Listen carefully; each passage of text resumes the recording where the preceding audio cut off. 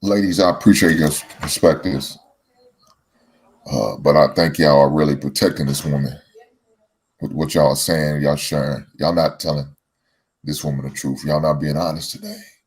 I'm very disappointed, especially you, Todd. Come on now. I expect that from Kelly. You know, Get Kelly, out of here. yeah, Kelly been known to do that, but Ty, these other I ladies I knew, so I really know them, so I'm gonna give them, you other ladies, the benefit of the doubt. So I'm gonna hear you out.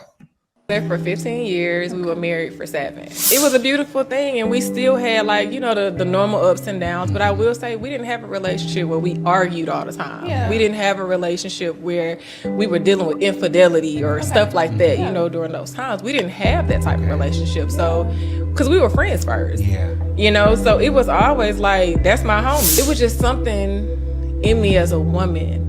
I cannot explain it, to where it was like I was battling myself. You feel like I'm trying to do the right thing, but it's something that's pulling me away from doing this. But why would it pull me away from my husband? I'm battling in the midst of that with religion, like what the people telling me at church and what I'm getting spiritual advice from. And then I'm battling with it with myself. Like, why am I feeling this way?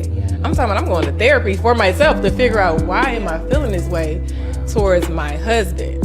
And the way I was feeling, it wasn't like I felt resentment towards him. It was almost like I was withholding a piece of me that I couldn't give him. I'm sitting on the couch and we had a small issue, and that small issue was back that pattern. Now, mind you, we done went to therapy for this. We done had talks for this. I done talked to you. What did you get from this after I said? To make sure you understand, because I love to communicate. And I'm sitting on the couch, y'all, and I kid you not, God told me, that is not your husband. Look, let me tell you what was speaking in this woman was that heathenage. That heathenage was in that, speaking to that woman. That's what it was. Them streets was calling this heifer, and she was ready to answer. She tried to go to church, get saved, sanctified, filled with the Holy Spirit. I'm sure she'd be trying to become Muslim, Catholic, Buddhist, Christian. It's Israelite. I'm sure she tried all of that.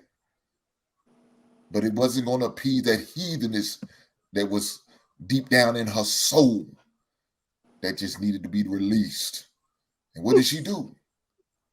She wasted this man's life of 15 years, made that man suffer with her ass for 7 of them because he married the heifer.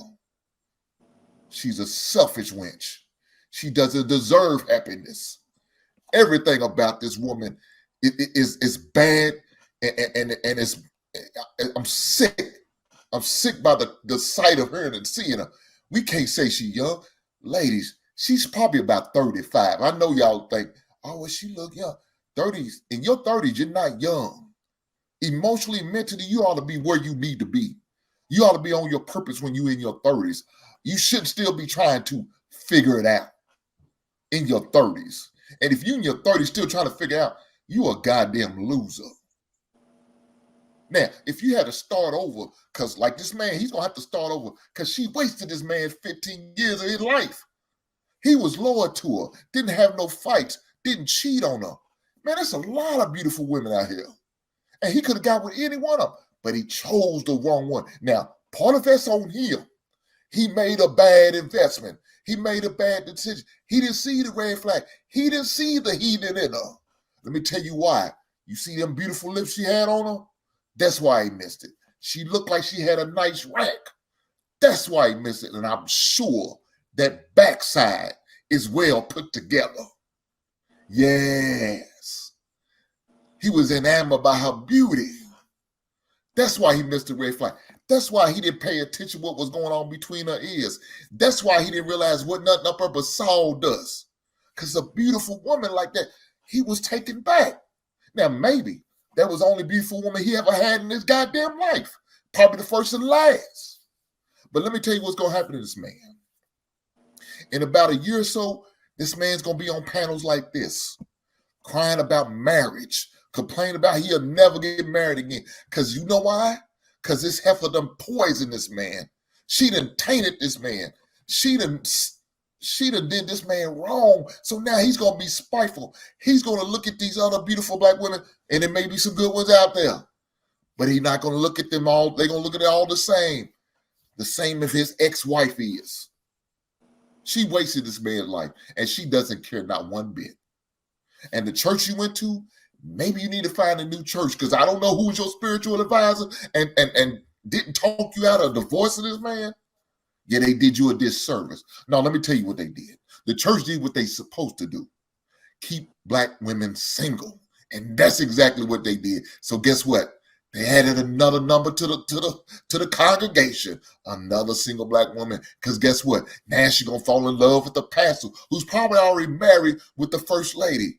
But guess what? He got another single woman to add to the choir, to the usher board. Maybe she could be a deaconess.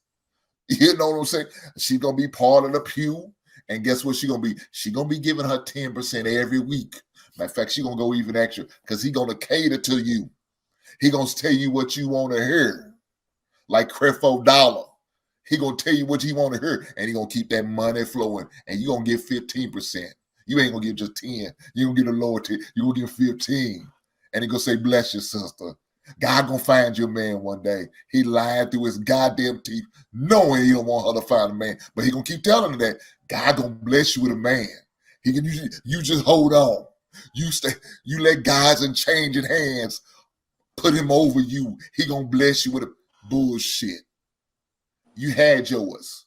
You fucked it up, baby girl. That's exactly what you did. So now you don't deserve a good man.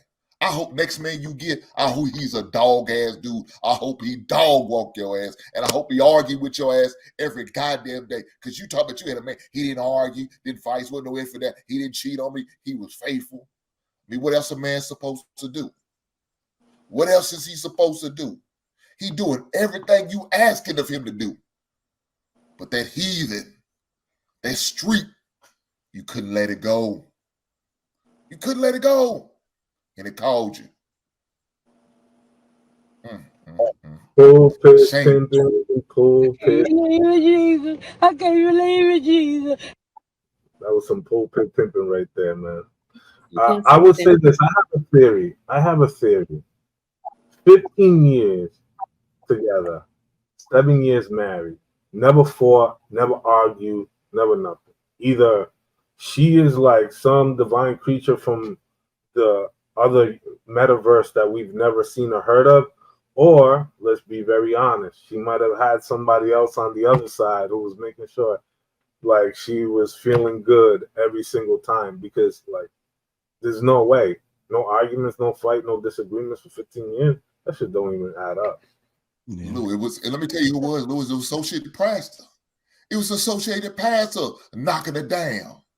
She's supposed to get some spiritual guidance from him, but he's spiritually fulfilling in other ways. I believe it there. Why did she have to be dealing with anybody else, Louise? Why couldn't it be that maybe he was passive? Maybe he wasn't argumentative. Maybe she did try to start arguments and he never challenged her. That could have been another reason that she left. It was cool, but as they got older, those things changed. You know, it didn't have to be that she had somebody on the side, and that's why they never argued.